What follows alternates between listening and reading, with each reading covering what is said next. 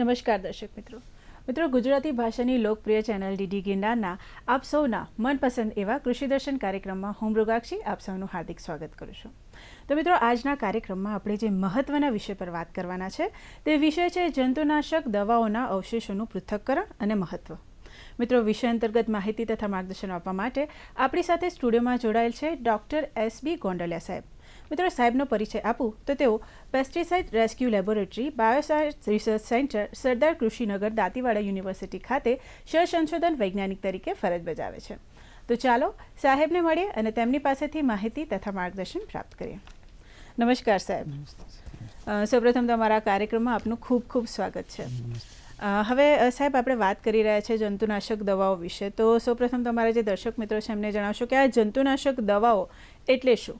આપણે બધા જંતુનાશક દવાઓ તો બધા પરિચિત છીએ, પણ જંતુનાશક દવાઓને આપણે એમ કહીએ કે જે કેમિકલો, રસાયણો એક ખેતીવાડીમાં અથવા તો અન્ય ખાદ્ય ખોરાક માટે, સંગ્રહ માટે, ખેતીના રક્ષણ માટે વપરાય છે એવા કેમિકલો અને એના રસાયણોને જે ફોર્મ્યુલેશન બનાવવામાં આવેલા હોય છે એ બધાને આપણે જંતુનાશક દવાઓ તરીકે ઓળખીએ છીએ, જેને ઇંગ્લિશમાં આપણે પેસ્ટિસાઇડ કહીએ છીએ કે એ બધી એક જ કેટેગરીમાં આવે કે જે સંગ્રહ કરવા માટેથી લઈ અને જુદા જુદા કીડા મકોડાને રક્ષિત કરવા માટે। બરાબર। હવે સાહેબ, દરેક જે માણસ છે એ જંતુનાશક દવાઓને સામાન્ય રીતે અલગ અલગ રીતે ઓળખતો હોય છે, તો એક નિષ્ણાતની દ્રષ્ટિએ જંતુનાશક દવાઓ સામાન્ય કઈ કઈ રીતે ઓળખવામાં આવે છે?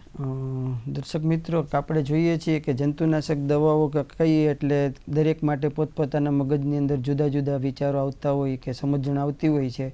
જેમ કે ગૃહિણીઓ એમ કહે કે જંતુનાશક એટલે શું, એટલે એમ કે કીડા મકોડા કે મચ્છર કે વંદા મારવાના જે દવાઓ છે એને આપણે જંતુનાશક તરીકે એટલા લિમિટ માત્રથી સમજે છે। જ્યારે એ જ વસ્તુને આપણે કે બિલ્ડરો હોય છે કે કોઈ બાંધકામ કરતા હોય તો કે જંતુનાશકનો ઉપયોગ કરવો છે તો લેમેન પણ સમજી શકે કે ઉધઈની ટ્રીટમેન્ટ આપવી છે એટલે આપણે જંતુનાશક તરીકે વાપરીએ છીએ। જ્યારે સંગ્રહ કરતા હોય છે ગોડાઉનમાં અનાજનું, ત્યારે આપણે સંગ્રહાલયોમાં જ્યારે ઉંદર છે કે ખિચકોલા છે કે ચામાચીડિયા છે એને મારવા માટેની જે દવાઓ વપરાતી હોય એને જંતુનાશક તરીકે સંગ્રહાલયોમાં ઓળખે છે। જ્યારે પછી એથી આગળ જઈએ તો આપણે ખેડૂત માટે, ખાસ કરીને ખેડૂત માટે, ખેડૂત ભાઈઓ જે વાપરે છે કેમિકલ કે જેના કેમિકલના રસાયણ તરીકે, અન્ય બાયોલોજિકલ રસાયણ તરીકે કે એ બધાને જંતુનાશક દવાના ભાગ જ તરીકે લેવામાં આવે છે। અને ખેડૂતો જનરલી દુનિયાની અંદર હજારો પ્રકારની જંતુનાશક દવાઓ ઉપલબ્ધ હોય છે, પરંતુ તેમાંથી પણ સિલેક્ટેડ કે માન્ય હોય છે એટલી વાપરતા હોય એ બધીને જંતુનાશક તરીકે હોલ લેવામાં આવે છે। એમાં હર્બિસાઇડ આવી જાય, પછી ગ્રોથ હોર્મોન આવી જાય, પછી તમારે ફંજીસાઇડ આવી જાય, એટલે એવી રીતે જુદી જુદી કેટેગરીની જંતુનાશક દવાઓ ખેતીવાડી ખાતા માટે જુદા જુદા ગ્રુપની પણ હોય છે। બરાબર। હવે સાહેબ, આપણે જંતુનાશકની વાત કરી રહ્યા છીએ અને રાસાયણિક દવાની વાત કરી રહ્યા છીએ, તો શું આ જે રાસાયણિક દવાઓ છે તો એનો ઉપયોગ જે કરવો, આપણે સૌ જાણીએ છીએ કે આમ તો એ સ્વાસ્થ્ય માટે હાનિકારક રહેતું હોય છે, તો શું આનો ઉપયોગ કરવો અનિવાર્ય છે? મેડમ, એમાં તો એવું છે કે જો આપણે જંતુનાશક દવાનો ઉપયોગ ન કરીએ તો આપણે અનાજનું ઉત્પાદન પણ ન કરી શકીએ। એટલા માટે અનાજના ઉત્પાદન કરવા માટે અતિ આવશ્યક છે, અને અનાજના ઉત્પાદનમાં જંતુનાશક દવા જો ન ઉપયોગ કરીએ તો 70-80% જેવું ઘણીવાર નુકસાન થતું હોય છે। તો આપણે ઉત્પાદન ન લઈએ તો ખેડૂતને ઉત્પાદન ન આવે તો એની આજીવિકાનો સવાલ થઈ જાય છે। એ સિવાય અનાજ ઉત્પાદન કર્યા પછી પણ સંગ્રહ કરવા માટે પણ જંતુનાશક દવાઓ વાપરવી પડે છે, કારણ કે ઘણા ગોડાઉનથી માંડી અને ખેડૂત સુધી, ખાવાવાળા સુધી પહોંચે ત્યાં સુધીમાં જો અનાજની અંદર કીડા પડી જાય અથવા તો ધનેડા કે એવી વસ્તુ પડી જાય તો એ પણ બગડી જાય અને આપણે ખાવા લાયક ન રહીએ। એટલા માટે પણ જંતુનાશક વાપરવી અનિવાર્ય થઈ જાય છે। એટલે જંતુનાશક વાપરવી અનિવાર્ય છે, પણ કેવી રીતે વાપરવી, કેમ વાપરવી એના વિશે આપણે વધારે ચર્ચા કરશું એટલે ખ્યાલ આવશે કે વાપરવાથી આપણે ભાગી શકશું નહીં। જી બિલકુલ।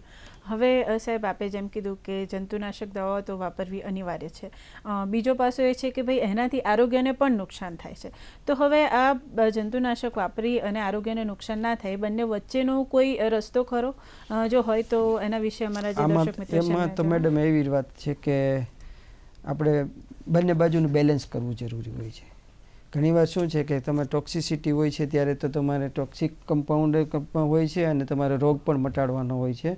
તો જંતુનાશક દવાને વાપરવી અનિવાર્ય છે અને એનાથી નુકસાન ન થાય એ પણ અનિવાર્ય છે, કારણ કે આપણો ખોરાક છે હંમેશા કેવો હોવો જોઈએ, શુદ્ધ હોવો જોઈએ અને જંતુનાશક રહિત હોવો જોઈએ. તો એના માટે ઘણા બધા એવા ઉપાય છે કે જો આપણે એનો મર્યાદામાં ઉપયોગ કરીએ, કે જે મર્યાદા નક્કી કરેલી હોય, સાયન્ટિફિકલી પ્રૂવ કરેલું હોય, જે જંતુનાશક દવાના ઉપયોગથી પર્ટિક્યુલર એક જ ટાઈપના કીડાને મારવા માટે જે સ્પેસિફિક નક્કી કરેલી સાયન્ટિફિકલી એવી દવા વાપરતા હોઈએ, પછી જે દવાઓના ટોક્સિસિટી ઓછી હોય કે જેને આપણે કહીએ કે એની હાનિકારકતા ઓછી હોય એવી દવા વાપરી શકીએ, જે દવા વિઘટન પામી જતી હોય ઇઝીલી એવી દવા વાપરી શકીએ. ઓર્ગેનિક અત્યારે તો ઘણી બધી ઓર્ગેનિક દવાઓ પણ અવેલેબલ થઈ છે, પણ જો જીનિયસ ઓર્ગેનિક દવાઓ હોય તો એનો પણ ઉપયોગ કરી શકીએ.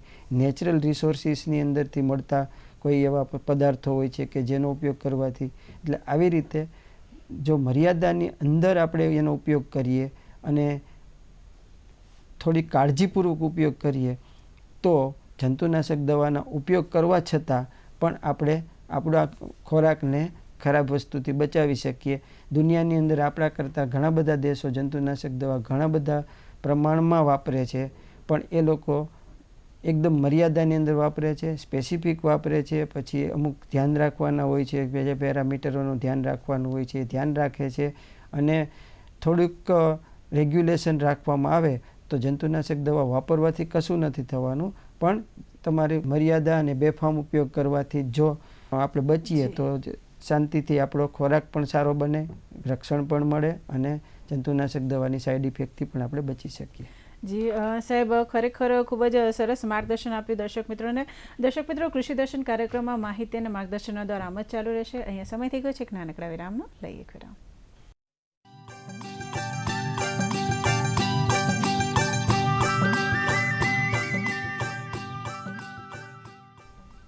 વિરામ બાદ ફરી એકવાર સ્વાગત છે આપ સૌનું કૃષિ દર્શન કાર્યક્રમમાં. અને મિત્રો, આજના કાર્યક્રમમાં આપણે વાત કરી રહ્યા છીએ જંતુનાશક દવાઓના અવશેષોનું પૃથ્થકરણ અને મહત્ત્વ. જેમ ગોંડલિયા સાહેબે આપણને જણાવ્યું કે ભાઈ જંતુનાશક દવાઓ શું છે અને એ વાપરવામાં કોઈ ખોટી વસ્તુ નથી, પરંતુ એની એક ગાઈડલાઇન્સ છે જંતુનાશક દવાઓને વાપરવાની, અને જો એનો મર્યાદાપૂર્વક ઉપયોગ કરવામાં આવે તો એ ચોક્કસ સ્વાસ્થ્ય માટે અને ખેડૂત મિત્રો માટે પણ ખૂબ જ હિતાવહ છે. તો સાહેબ, હમણાં તમે અગાઉ જણાવ્યું કે ભાઈ આ જે જંતુનાશક દવાઓ છે તો એના અવશેષો જે છે એ રહી જતા હોય છે. તો આ જંતુનાશક દવાના અવશેષોને આપણે કેવી રીતે જણાવીશું કે એ શું હોય છે?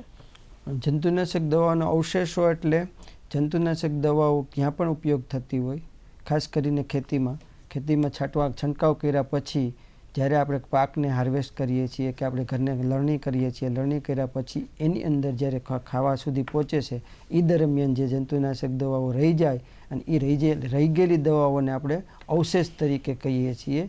પેસ્ટિસાઇડ રેસિડ્યુ તરીકે કહીએ, આંતરરાષ્ટ્રીય રીતે બોલવામાં આવે છે. અને એ પેસ્ટિસાઇડ રેસિડ્યુ ની માત્રા બહુ ઓછી હોય છે, જેને કહેવાય કે PPM લેવલ, PPB લેવલ, અને એ માત્રાને કારણે આપણે એને અવશેષ તરીકે ઓળખીએ છીએ. અને અવશેષો ન રહે એ કાળજી રાખવા માટેની આપણે બધી જનરલી પ્રોસેસ કરવી જોઈએ, જેથી કરીને આપણા ખોરાકની અંદર અવશેષોનું પ્રમાણ ઓછું રહે. બરાબર છે. તો હવે સાહેબ, આ જે અવશેષોનું પ્રમાણ જે છે, મર્યાદા પ્રમાણ, તો એ કેવી રીતે દર્શાવવામાં આવે છે, અથવા તો એના શું વિશેષતા હોય છે?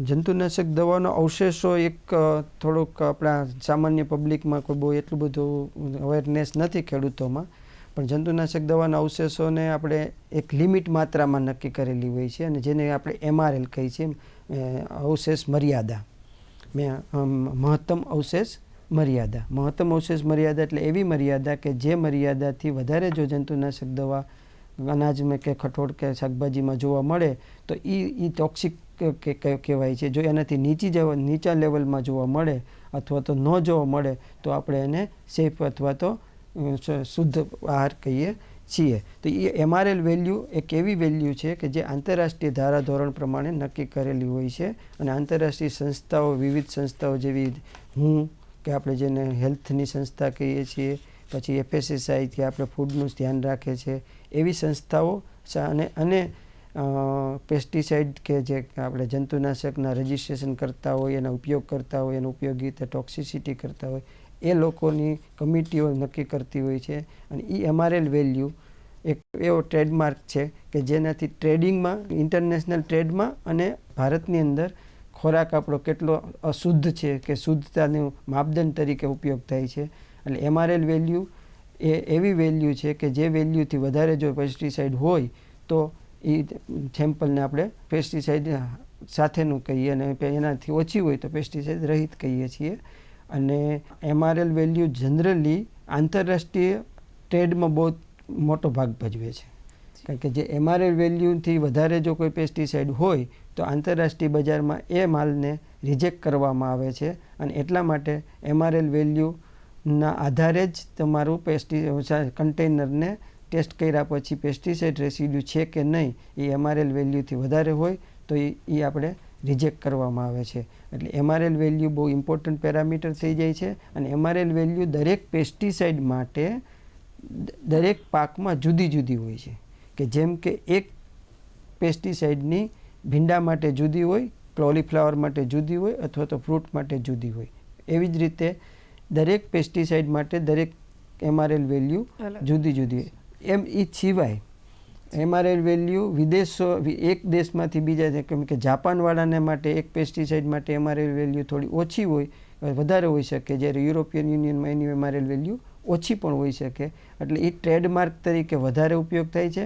પણ એ આપણા ઇન્ટરનલ ક્વોલિટી કંટ્રોલ માટે પણ MRL વેલ્યુ બહુ ઇમ્પોર્ટન્ટ પેરામીટર બની જાય છે. કારણ કે MRL વેલ્યુના આધારે આપણે ખેડૂતોને કહી શકીએ કે ભાઈ એટલી દવા છાંટો, જેથી કરીને તમારી પેસ્ટિસાઇડ રેસિડ્યુના એમાં વેલ્યુ જે આવે, એ અવશેષો જે આવે એ તમારા MRL વેલ્યુ કરતાં ઓછા આવે. તો આપણને જો MRL વેલ્યુ ખબર હોય અને આપણે પેસ્ટિસાઇડ ભલામણ કરતા હોય તો એ બંનેની વચ્ચે જો સમન્વય જળવાય તો શું છે કે ખેડૂત જે પણ માલ ઉત્પાદન કરે એની અંદર પેસ્ટિસાઇડ કદાચ થોડો ઘણો ઉપયોગ કર્યો હોય, સિસ્ટમેટિક ઉપયોગ કર્યો હોય, મર્યાદામાં ઉપયોગ કર્યો હોય, તો MRL વેલ્યુથી નીચી આવે અને આપણો માલ વિદેશોમાં એક્સેપ્ટ થાય અને માલની ગુણવત્તા જળવાય. એમ સાથે સાથે આપણા દેશના ખાધા જે પણ ઉપભોક્તા છે એનું પણ સ્વાસ્થ્યને નુકસાન ન થાય. એ માટે MRL વેલ્યુથી જ ક્વોલિટી કંટ્રોલ થાય છે પેસ્ટિસાઇડનું. જી સાહેબ, ખરેખર ખૂબ જ સરસ આ માર્ગદર્શન આપ્યું કે ભાઈ આ MRL વેલ્યુ શું છે. હવે સાહેબ બીજો એક પ્રશ્ન અહીંયા પૂછવાનો મન થાય કે આ જે જંતુનાશક દવાઓની જે માત્રા છે, જે MRL વેલ્યુ, એ જો હદ કરતાં વધારે અથવા તો માપ કરતાં વધારે જો જોવા મળે તો એનાથી શું નુકસાન થઈ શકે છે? આમ તમે કીધું એમ કે MRL વેલ્યુ ટોક્સિસિટીનું માપદંડ છે. અને ટોક્સિસિટીનું માપદંડ છે એટલે કે MRL વેલ્યુથી વધારે જો પેસ્ટિસાઇડ હોય તો એ ટોક્સિક કમ્પાઉન્ડ આપણા શરીરમાં જાય. અને આપણે જાણીએ છીએ કે પેસ્ટિસાઇડના ટોક્સિક કમ્પાઉન્ડને કારણે કેન્સરથી માંડી અને ઘણા બધા ચામડીના અને એવા વિવિધ રોગો થાય છે. ખાલી રોગો થાય છે એટલું જ નથી, રોગો થાય છે એ તો આપણે સમજી શકીએ છીએ કે ડાયરેક્ટલી ઇફેક્ટ થાય છે હેલ્થ ઉપર, પણ એ સિવાય એ આપણા બીજા ઘણા બધા ઇકોનોમિક પેરામીટર ઉપર પણ વધારે નુકસાન કરે છે. જેમ કે મેં કીધું એમ કે MRL વેલ્યુથી વધારે જો પેસ્ટિસાઇડ હોય તો એ માલ રિજેક્ટ થાય, ફોરેનમાં જાય નહીં, એક્સપોર્ટ થાય નહીં એટલે આપણા માલની કિંમત ઘટે, માલનો ભરાવો થાય દેશમાં, અને કિંમત ઘટે એટલે ખેડૂતને ઓછા ભાવ મળે તો ખેડૂતને આર્થિક નુકસાની થાય, અને આર્થિક નુકસાની કારણે એનામાં ગરીબીનો વધારો થાય. તો આપણે જો માલનું ઉત્પાદન પેસ્ટિસાઇડ રેસિડ્યુના પ્રમાણને ધ્યાનમાં રાખીને જો આપણા ખેત પેદાશો હોય તો આપણે એક્સપોર્ટ કરી શકીએ, આપણા દેશની રેપ્યુટેશન થાય, આપણા દેશનાથી માલ વિદેશમાં મોકલી શકીએ અને આપણે હુંડિયામણ પણ વધારે મેળવી શકીએ, દેશ અને સમૃદ્ધ બની શકે. સો એટલા માટે આપણે કહીએ છીએ કે પેસ્ટિસાઇડ ખાલી એમાં હેલ્થ સિવાય પણ આર્થિક રીતે પણ નુકસાન કરે છે, અને તમારી દેશની ઇકોનોમીથી માંડી અને દેશની રેપ્યુટેશન, એટલે આપણે જેને કહેવાય કે ભારત દેશનો માલ છે તો ગુણવત્તાની દૃષ્ટિએ આવો જ આવશે તો આપણે એના કાંઈ પ્રોબ્લેમ ન થાય, તો એ લોકો આપણા પર વિશ્વાસપાત્રથી માલ ખરીદી શકે અને આપણે આર્થિક અને સામાજિક રીતે આપણું ઉત્થાન થઈ શકે. સો પેસ્ટિસાઇડ રેસિડ્યુની અંદર કેટલા પ્રમાણમાં છે અને MRL વેલ્યુના આધારે એ નક્કી થાય છે કે કેટલો ગુણધર્મ એનો ટોક્સિસિટી માટેનો કેવો ગુણધર્મ છે અને કઈ ટાઈપની પેસ્ટિસાઇડ એની અંદર વાપરવામાં આવે છે. જી બિલકુલ સાહેબ, ખરેખર ખૂબ જ સરસ માર્ગદર્શન આપ્યું. દર્શક મિત્રો, આ જંતુનાશક દવાઓના અવશેષોનું પૃથ્થકરણ અને મહત્વ, તો એના વિશે હજી પણ ઘણી બધી માહિતી છે, ઘણી બધી જાણકારી છે જે હજી આપણે મેળવવાની બાકી છે. પરંતુ અહીંયા કૃષિ દર્શન કાર્યક્રમમાં સમય થઈ ગયો છે એક નાનકડા વિરામનો. લઈએ એક વિરામ.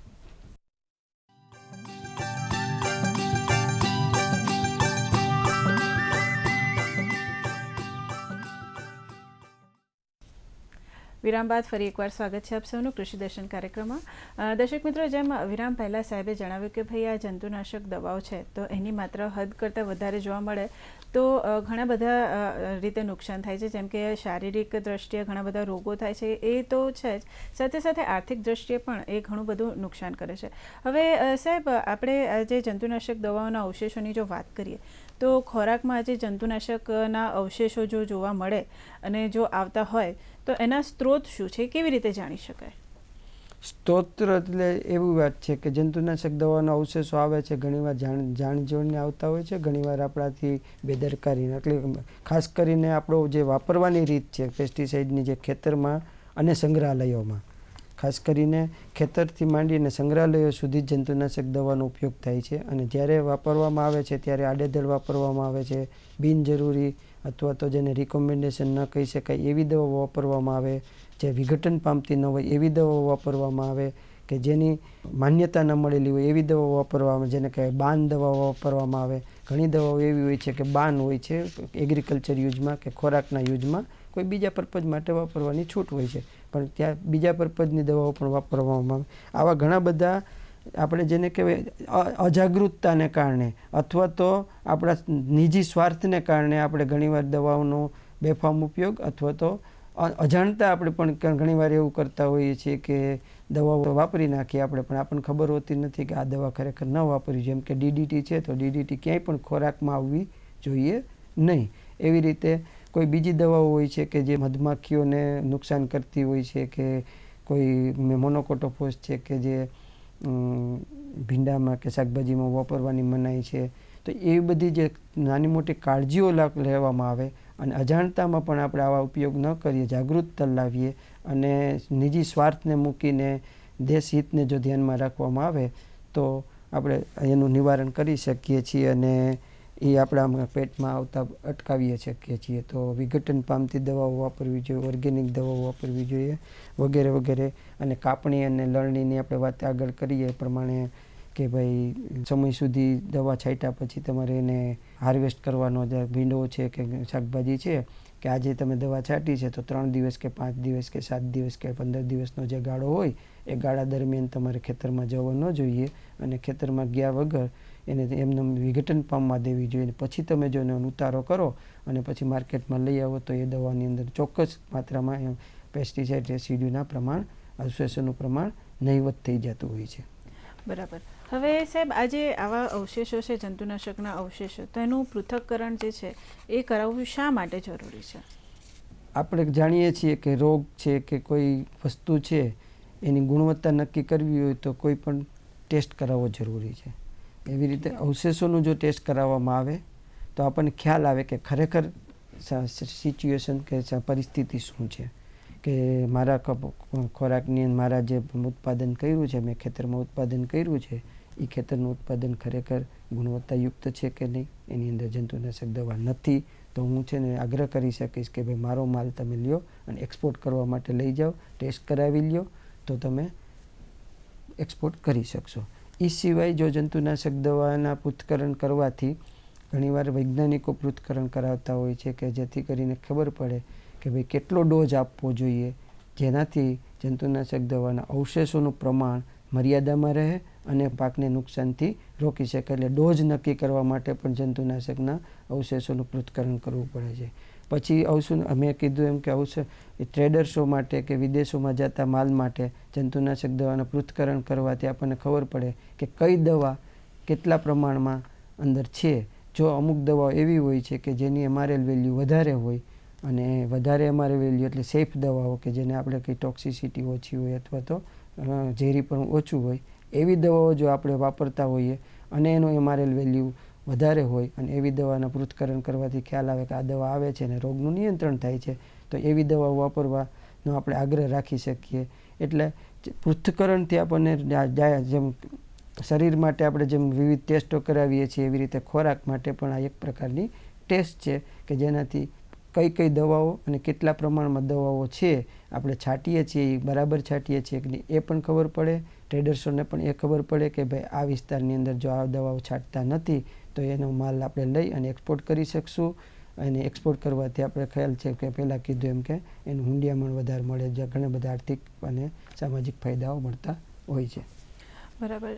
હવે સાહેબ માની લો કે કોઈ ખેડૂત મિત્ર છે તો એમને આવું જંતુનાશકના અવશેષોનું પૃથ્થકરણ કરાવવું છે કે કોઈ બીજા કારણસર જંતુનાશકોના અવશેષોનું પૃથ્થકરણ કરાવવું છે, તો પૃથ્થકરણ કેવી રીતે કરી શકે, ક્યાં થઈ શકે એનું પૃથ્થકરણ? જંતુનાશક દવાઓનું પૃથ્થકરણ થોડી જટિલ પ્રક્રિયા છે, કારણ કે તમે PPM લેવલે કે જેને કહેવાય કે માઇક્રોગ્રામ પર ml કે એટલા તે લેવલે કરવાનું હોય છે. માટે ગુજરાતની અંદર 4 એગ્રીકલ્ચર યુનિવર્સિટી કે Dantiwada agriculture university, Anand agriculture, Navsari અને જૂનાગઢ એગ્રીકલ્ચર, 4 યુનિવર્સિટીની અંદર પેસ્ટિસાઇડ ટેસ્ટિંગ લેબોરેટરીઓ ઉપલબ્ધ છે. એમાંથી આણંદની લેબોરેટરી તો ઘણા વર્ષોથી આ કાર્યરત છે અને બહોળો અનુભવ ધરાવે છે. અને બીજી પણ લેબોરેટરીઓ પૃથ્થકરણ કરી આપે છે. અને એ સિવાય ભારત સરકારની જે અમદાવાદની અંદર એક NIOH કરીને ઇન્સ્ટિટ્યૂટ છે તે પણ કરી આપે છે. એવી અને બીજા રાજ્યોની અંદર પણ એક નેશનલ પ્રોગ્રામ તરીકે 40થી 50 લેબોરેટરીઓ કાર્યરત છે. એ બધી લેબોરેટરીઓ તમને પૃથ્થકરણ કરવામાં મદદ કરે છે અને કરી આપે છે પૃથ્થકરણ. પણ પૃથ્થકરણ થોડું મોંઘું ખર્ચાળ પ્રક્રિયા છે, કારણ કે એની અંદર સોફિસ્ટિકેટેડ ઇન્સ્ટ્રુમેન્ટનો ઉપયોગ થાય છે. માટે જરૂરી હોય તો તમે કોન્ફિડન્સલી હોય તો તમે પૃથ્થકરણ અથવા તો સમૂહમાં પૃથ્થકરણ કરાવી શકો છો. અને પૃથ્થકરણથી તમને ખ્યાલ આવશે કે ભાઈ અમારા વિસ્તાર કે અમારા એરિયાનો બીજું સર્વે કરતા માણસો માટે પૃથ્થકરણ કરી શકાય છે. તો પૃથ્થકરણ કરવા માટે તો ઘણી બધી ફેસિલિટી હવે તો અવેલેબલ થઈ ગઈ છે અને કરાવી શકાય છે. ખાસ કરીને સરકારી સંસ્થાઓ પણ છે. જી. તો સાહેબ આપે ખરેખર ખૂબ જ ઉપયોગી એવી માહિતી પૂરી પાડી, ખાસ કરીને જંતુનાશક દવાઓના અવશેષોનું પૃથ્થકરણ અને મહત્ત્વ વિશે. જતાં જતાં અમારા જે દર્શક મિત્રો છે એમને કોઈ ટૂંકમાં સંદેશો આપવા માંગતા હોવ તો સાહેબ શું કહેશો? સંદેશોમાં તો એવું છે કે જંતુનાશક દવાઓના અવશેષો એક સમસ્યા છે. એ આંતરરાષ્ટ્રીય સમસ્યા છે. આંતરરાષ્ટ્રીય એટલા માટે કહેવામાં આવે કે ભાઈ આપણા દેશનું જો ખાદ્ય અને ઉત્પાદન છે એ આંતરરાષ્ટ્રીય ધારાધોરણ મુજબનું હોય તો આપણે આખા દેશની અંદર એનો નિકાસ કરી શકીએ, આપણી આર્થિક સમૃદ્ધિનો આધાર બની શકે અને દેશની રેપ્યુટેશન વધી શકે. એટલે મર્યાદિત, સમજી, સમયસર અને થોડીક વિવેક બુદ્ધિનો ઉપયોગ કરી અને થોડોક આપણો નિજી સ્વાર્થને થોડો સાઈડમાં મૂકી અને જો અવશેષો વિશે ધ્યાન રાખીએ અને જંતુનાશક દવાઓનો ઉપયોગમાં સંયમ રાખીએ તો મને એમ લાગે છે કે આપણું જે ઉત્પાદન થાય છે એ સફિશિયન્ટ ઉત્પાદન કરી શકશું અને વિદેશને આંતરરાષ્ટ્રીય ગુણધર્મો પ્રમાણે આપણે ખરા ઉતરી શકશું. જી બિલકુલ. તો સાહેબ તમે અમારા કાર્યક્રમમાં આવ્યા, અમારા દર્શક મિત્રોને આટલી ઉપયોગી એવી માહિતી પૂરી પાડી બદલ આપનો ખૂબ ખૂબ આભાર સાહેબ. ખૂબ આભાર. તો દર્શક મિત્રો, આજના કાર્યક્રમમાં આપણે માહિતી મેળવી જંતુનાશક દવાઓના અવશેષોનું પૃથ્થકરણ અને મહત્ત્વ વિશે. તો આશા રાખીએ કે આપ આ માહિતીનો ઉપયોગ કરશો, આપના વ્યવસાયમાં સફળ થશો. ફરી મળીશું નવા વિષય સાથે. ત્યાં સુધી રજા આપશો. નમસ્કાર.